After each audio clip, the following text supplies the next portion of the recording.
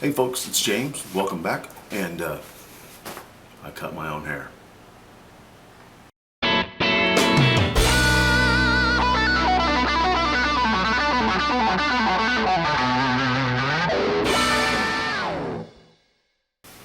Hey folks, welcome back.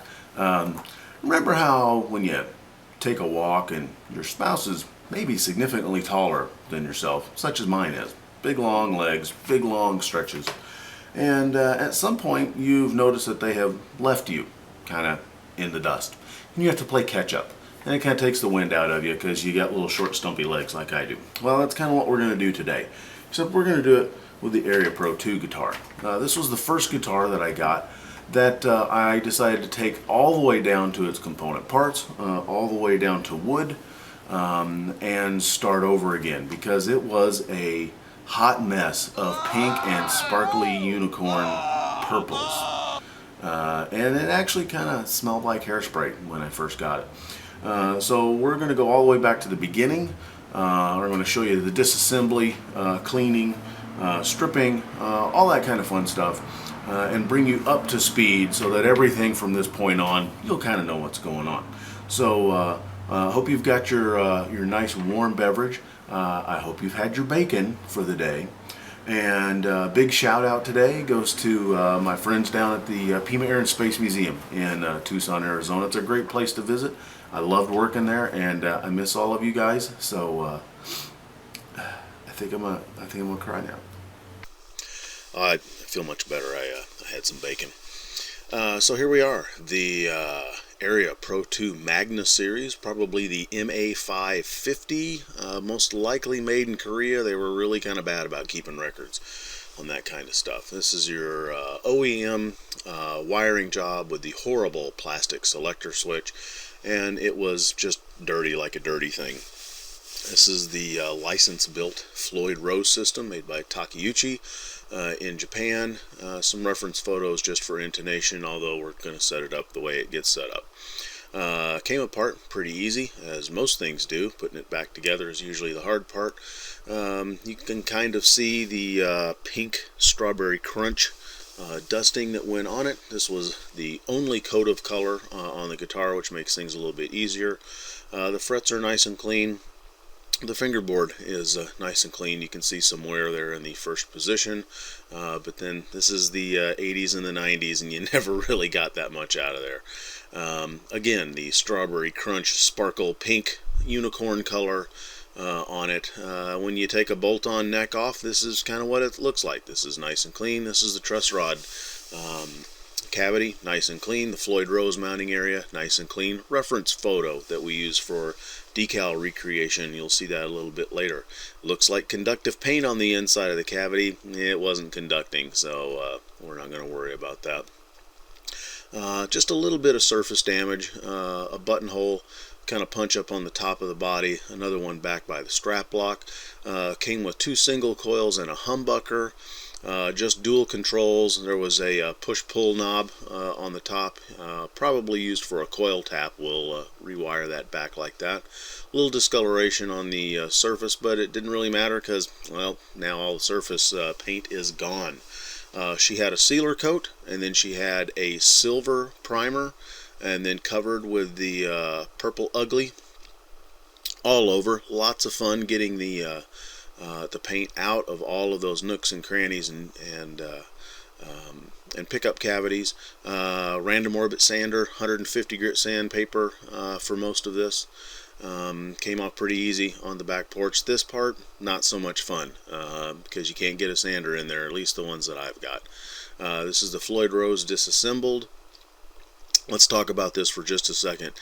If you've got a Floyd Rose whammy, don't adjust the string height while it's under tension. That nice little knife edge is going to gouge out your mounting studs, and it will never stay in tune after that. These are the stair-stepped blocks for the string locks. You can see the saddles are also replicating that curve. This is the zinc sustain block. We're going to replace that. This is a code we found on the inside of the guitar. I don't know what it means. ARIA doesn't know what it means, so they're just nebulous numbers. More sanding, more sanding, more sanding. Some of it done on the back porch, some of it done in the living room when my wife was at work and not looking. Now we're all cleaned off, kind of ready to go. Hey, sumo match. I'm pretty sure the big guy won. This is the sustain block that we're getting from Killer Guitar Components. They also make a replacement arm for the TRS 101 Floyd Rose system. It's a nice hefty piece of brass, and I cannot wait to see how the sustain works on that. It mounts up beautifully. It's got a nice polished mirror finish on the bottom. This is a test fitting, trying to see how everything fits together. This is the stock springs and claw. Not quite sure if that's going to stay like that or not. The wood on it doesn't really have any nice figuring on it, so it's getting painted. Automotive primer is going on to it. Sanding by some high-tech sanding blocks. That's my eraser. That's my high-tech painting booth on the back porch of my cell block there in Tokyo. This is the Angry Coconut, because the Angry Coconut knows I don't read Japanese. And after consulting with the person in the automotive paint department, using various software devices, I was assured that this was actually white. It's not. There are no returns in Japan, so we've got 2 cans of silver paint going down as a base coat, because that's just what there is. Eventually, we got the white color correctly going on to it. Again, high-tech booth there in Japan. Here it is next to the PV Patriot, also known as the Digicamo guitar. We'll see that one a little later. High-tech sanding block again. 3 passes done, about 5 minutes apart. Let it sit for 3 hours. Do it again 3 times a day, and you just build it up and build it up and build it up. Here they are hanging from the air conditioning vent in my cell block there. Came with the orange peel, which is not unexpected at all.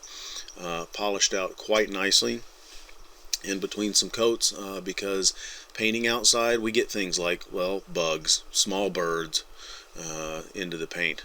Here I am recreating my decals in Photoshop.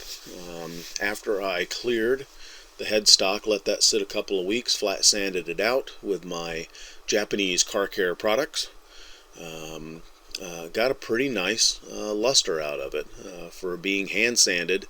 Here's my decals going onto it, and then disaster strikes as the guitar gets knocked off and bounces down the brown banister of my staircase. Luckily it was able to polish out, and not too bad a repair job.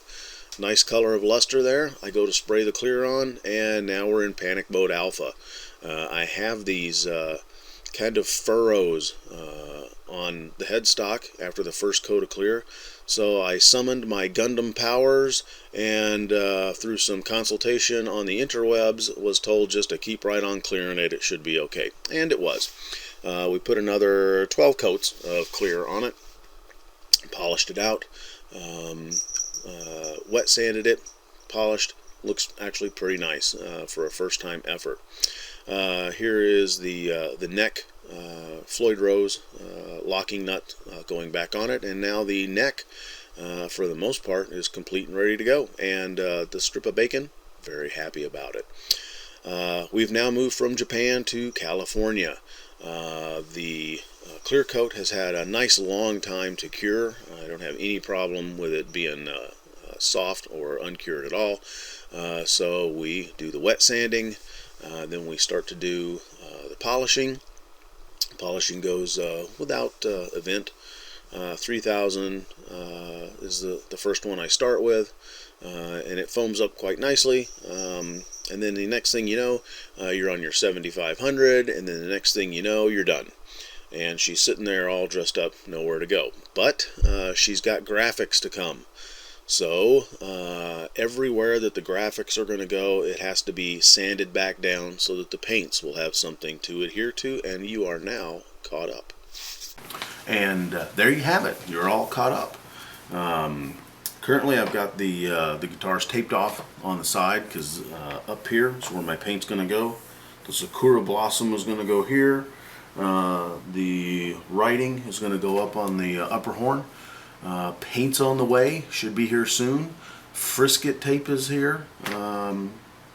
So we're all ready to start putting graphics on, and we'll start doing that in the next couple of days. So good job.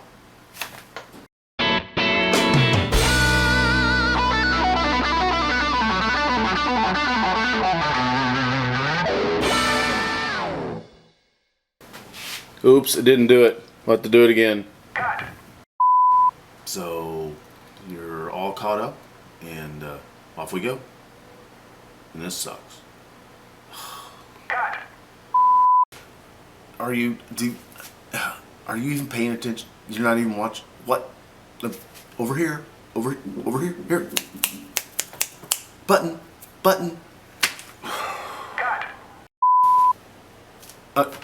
Are you even? What?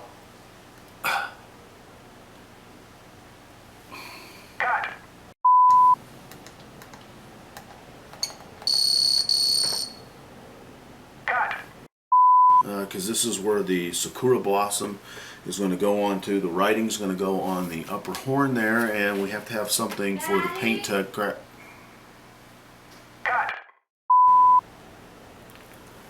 I smell lacquer.